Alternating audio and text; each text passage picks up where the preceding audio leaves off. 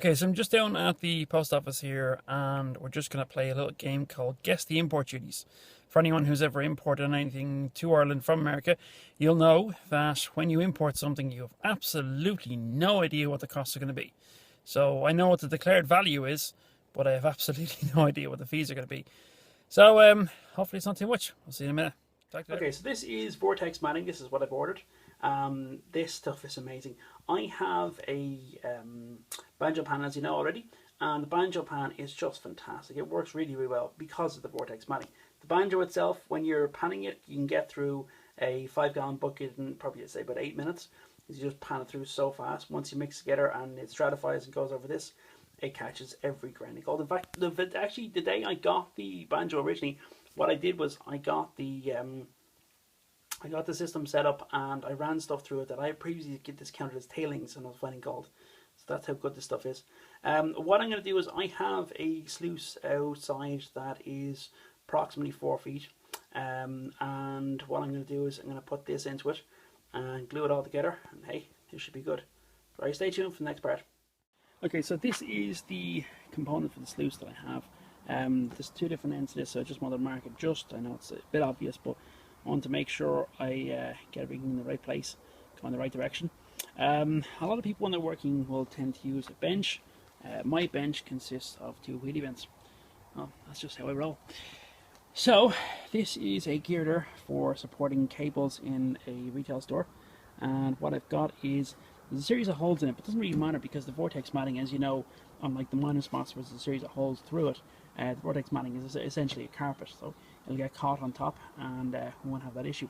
Now the thing about it is this particular sheet of metal is a little over 4 feet. It's technically 4.1 feet. Now as you know, in Ireland you can only use a sluice that's no more than 4 feet plus the flare. Now legally, the legal limit would be approximately here where that blue mark is, just there. That's 2.5 centimeters less of the entire position. But having said that, you know, it's never best to hover just barely on the inside of the law. So what I'm going to do is I'm going to call up to this section here the flare, and then anything from there on in, what I'm going to have here is I'm going to have a section of rib matting, and then after rib matting, roughly about here, is going to be just Vortex all the way down until we get to here. So yeah, this is going to be cool. So I'm going to try and get this done before the rain, but sure, we'll see how we go. That's there. Okay, so I've just got the Vortex Matting in. I haven't glued it or tacked it down or anything yet. What I'm just basically doing is just offering up to it to see how it fits. This is pretty much near perfect fit. I know the width here is 22.5 centimeters and it's almost 22.5. It's fairly good in terms of fit, and it goes all the way down. Now, one of the most important things one of the most important reasons why you would go to bother of just offering things up and just seeing how they fit is this.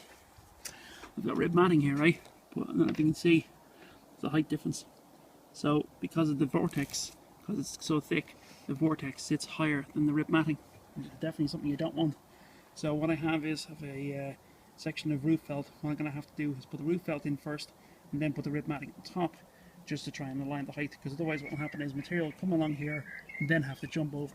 So either it'll miss the first section of the Vortex, or it'll all clog up, and if it all clogs up, then when it does unclog, the water pressure gets too high and you blast your gold straight out.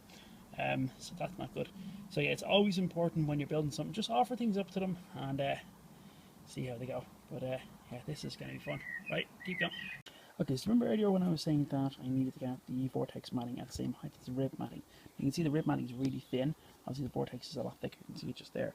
So what I've got here is a piece of felt off a roof, and this is nice and thick. So what I'm going to do is I'm going to put the rib matting. I've already measured this precisely to the size that I want. So the rib matting is now perfect in terms of its size and shape, and everything's grand.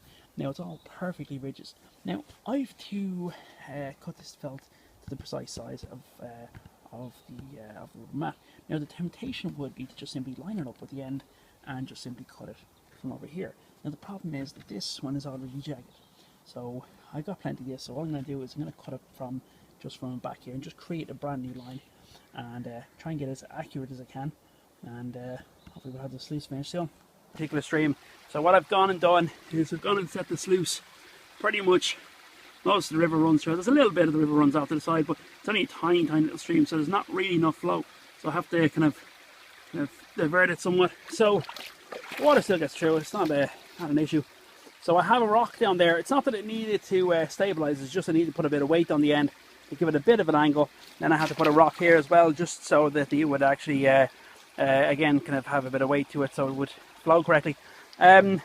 So what I'm doing at the moment, I'm just going to show you where I've been digging out of just while we're here. So I can only see this section here just under this boulder, and then just in here it's a nice kind of clay layer. Now I was vacuuming out of that. I got about 20 sucker tubes out of it, and I was finding probably even maybe 4 trowels with the material. A tiny bit of gold, not very much, but not much material. So what I've been doing is I've been running this material here, and it seems to have a kind of a clay layer directly underneath it. So those clay balls are a nightmare to break up, but when you break them up, oh by God, do they have some gold. It's great. I wish I had more buckets and stuff with me. What I'm having to do is to shovel straight into the bucket, and then afterwards classify it into the pan and feed it into the sluice. But yeah, it's not too bad. Right, check it out.